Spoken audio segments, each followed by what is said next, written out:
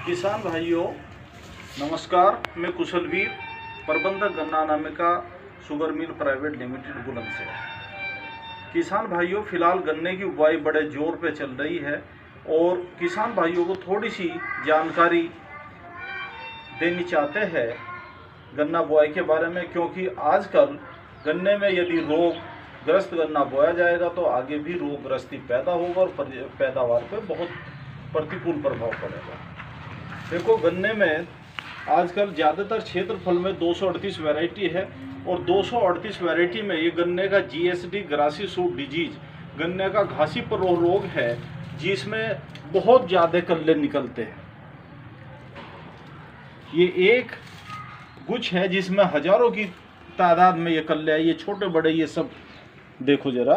तो इस तरह के जिस गन्ने में या जिस झुंड में इस तरह के कल्ले निकले हुए हो या इस तरह की संरचना दिखाई दे रही है तो उस गन्ने को बीज में प्रयोग ना करें, क्योंकि ये आगे चल के आपके गन्ने में ज़्यादा रोग पैदा करेगा और पैदावार को बढ़ाएगा, पैदावार को कम करेगा।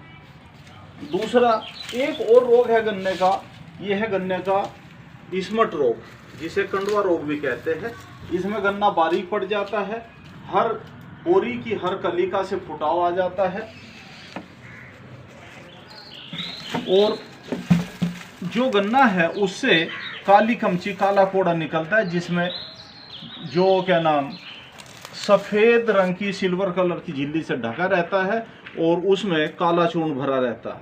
ये काला चूर्ण निकल भी रहा है, ये देखो काला चूर्ण ये भरा रहता है उसमें, और ये चूर्ण खेत में जाकर काफ़ी रोग पैदा करता है। इसकी हर उसमें ये काली कमची निकली हुई है।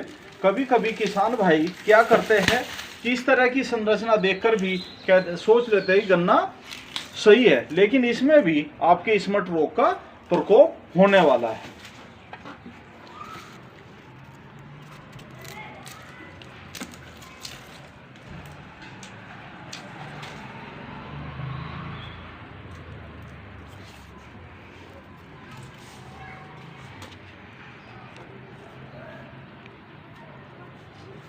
इसमें भी अंदर से ये विप निकलने वाली अभी टाइम है, तो इसमें भी ये रोग फैल रहा है।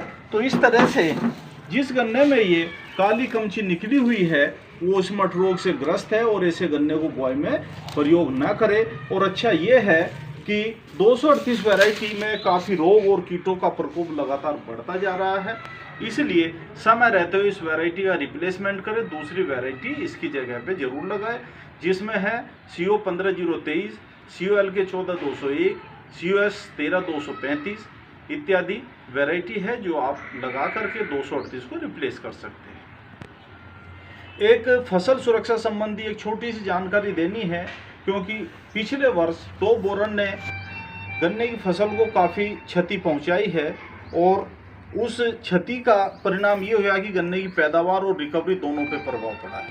अभी आज ही की वो है कि टॉप बोरर की अब से 10 दिन पहले तितलियां उड़ रही थी खेतों में और ये एगमासिस है टॉप बोरर के। ये साफ संरचना आपको दिखाई दे रही होगी, एगमासिस है, ये देखो ये एगमासिस है और ये एगमासिस है। इससे लार्वी निकल के और तुरंत आपकी फसल को अटैक करने वाली है, जो पहला अटैक पहली पीढ़ी का अटैक चलने वाला है। तो कृपया ध्यान करके किसान भाई टॉप बोरर से अपनी फसल को बचाएं, जिसके लिए कोई भी दवाई का आप प्रयोग कर सकते हैं। चाहे तो आप कार्बोफ्यूरान यदि मिल जाए तो कार्बोफ्यूरान लगा सकते हैं, या CTPRL क्लोरएंट्रीप्रोलिनिप्रोल वो ग्रेन्यूल या लिक्विड फॉर्म में, चाहे वो कोराजन की फॉर्म में हो या फटेरा की फॉर्म में हो, उसका आप प्रयोग कर सकते हैं। कोराजन की 150 मिलीलीटर मात्रा 400 लीटर पानी में घोल बना के 1 एकड़ में ड्रेंचिंग करें और तुरंत सिंचाई कर दे। तो इसका प्रयोग ऐसे करना है। यदि फटेरा का प्रयोग करना है तो फटेरा को यूरिया में मिला के लाइनों में प्रयोग करें और तुरंत सिंचाई कर दे, या नमी की अवस्था में उसका प्रयोग करें। इस तरह से आप अपनी फसल को बचा सकते हैं। अभी तक की यही जानकारी है, समय रहते हुए आपको समय समय पर आवश्यक जानकारी दी जाएगी। धन्यवाद।